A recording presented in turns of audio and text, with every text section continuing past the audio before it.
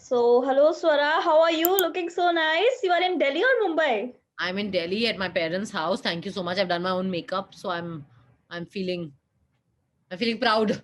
The web show आपके कमरे में कोई रहता है and I saw the trailer. I haven't seen you like that. I haven't seen myself like that either.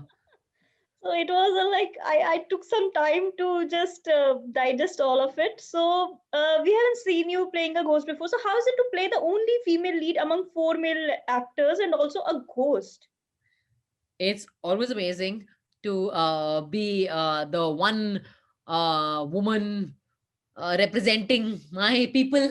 No, it was great fun. I mean, it's a lovely role, and all the four actors became very good friends. Sumit and Amol, of course, I've worked with before, but Naveen and Ashish also turned out to be great fun, and we all became friends. And it was just such a fun set, and it was such a fun shoot. And I think that I have played a ghost. I've played a possessed person in another film I did called Machli Jal Ki Rani Hai, which was a very traditional sort of a typical Bollywood horror film, which was fun in its own way. But I think that the nice thing about this show is that the character is the horror in the show is still fun. You know what I mean? It's quirky, it's spooky, and it's like a little scary, but it's actually more fun. That and I really enjoyed it. It's again, as I said, it's a look I haven't ever done before, and it's a character I haven't done before. So it was very interesting like that, and I just hope that the audiences enjoy it as much as we enjoyed making it. It's a very, very light, watchable, binge worthy kind of content. So I'm really excited about that. Okay, so have you come across a ghost or had a similar incident which left you scared? Thank you very much. I am very scared. Okay, I'm a big darpok. This is the truth about me.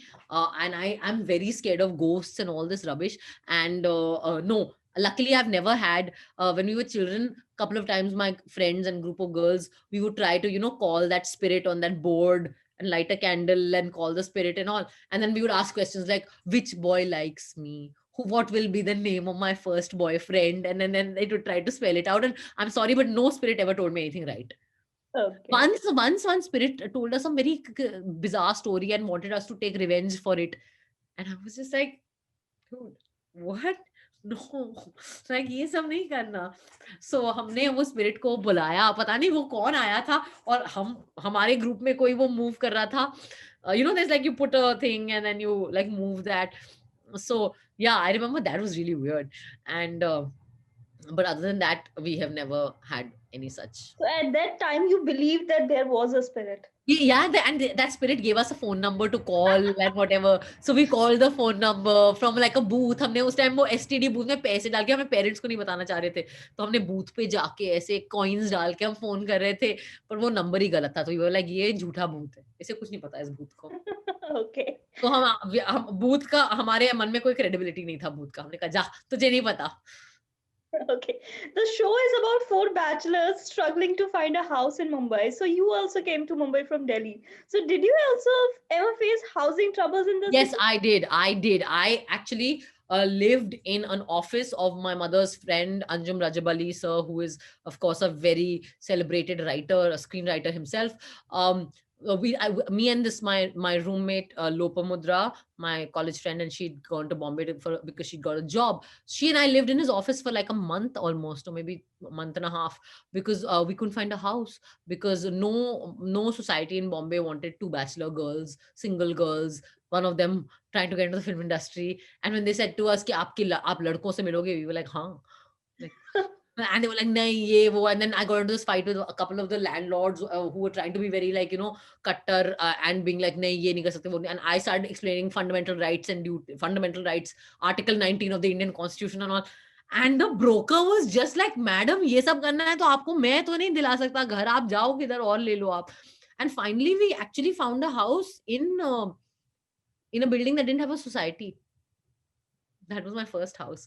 So that was a new construction, so there were not a lot of occupants. So that's how I got my first house. And I remember we used to hang around. I was, much like in the trailer, not that we didn't even have a car to live out of, but we had to leave the office by before 9. So we would have a bath and then we would leave and go to the mall nearby, and we would hang around on the steps of the mall outside. And then when my time would be, I'll be like, okay, I'll go for my audition. And then she'd be like, okay, I'll go for work.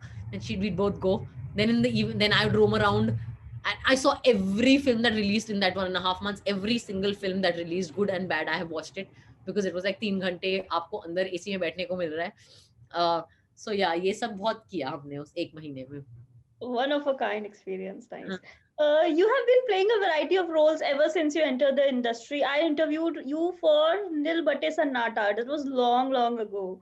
So, is there something you still have on your bucket list? I've never done a historical, and I Okay. haven't done a biopic yet. So these are two things that are definitely on my mind. Okay. So, I hope the filmmakers are listening. And do you idolize anyone from Bollywood? Some senior actors, someone? Shah Rukh Khan, Okay. I'm a big fan.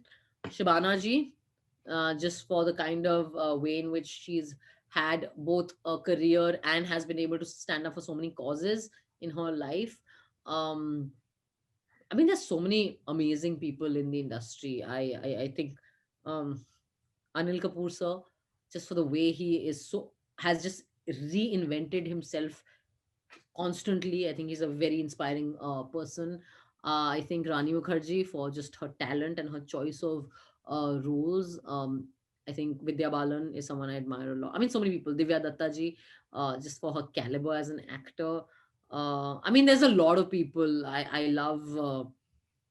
Yeah, I think actually our industry, which is often criticized so much, actually has a lot of really really smart and really talented people who are doing great things. I think that one person I'm extremely impressed by is Rajamouli sir, because I just saw Bahubali and I was like, just the imagination this person has is just another level. So yeah. Okay, you just named Divya Datta, so that reminds me of your Sheer Korma. So, what is exactly leading to the delay? It looks nice. It's a It's a great film. It's ready. It has lovely performances by Shabana ji and Divya ji. It's We missed our premiere in London at the British Film Institute Film Festival Flair because of the pandemic.